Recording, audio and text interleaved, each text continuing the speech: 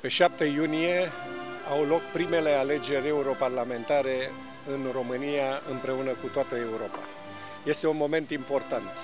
Noi acolo ne propunem să veghem ca România să fie tratată egal, să nu fie discriminată și drepturile românilor să fie respectate atât în România cât și în Europa. Suntem o listă de oameni serioși, o listă de oameni care nu vă vor dezamăgi.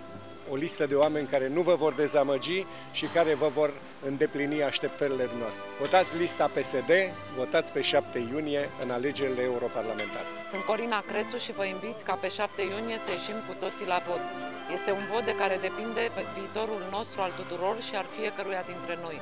Este un vot prin care vom putea demonstra lumii și Europei că suntem capabili să oferim Parlamentului Europei oameni profesioniști capabili să apere interesele cetățenilor.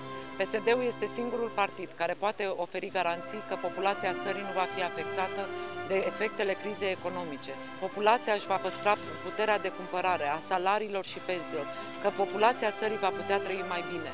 Este pentru prima oară, după 20 de ani de la Revoluție, când avem dreptul și obligația să trimitem în Parlamentul Europei pentru un mandat întreg oameni profesioniști capabili să apere interesele cetățenilor, ale celor mulți, ale celor săraci și să ridice imaginea României în Europa și în lume.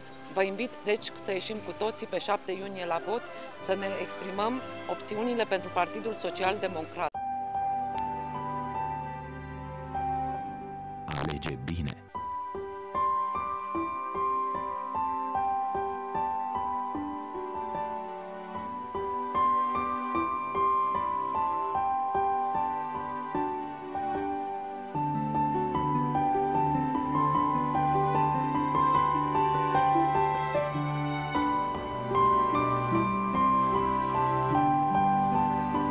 Gândește-te pentru cine votezi.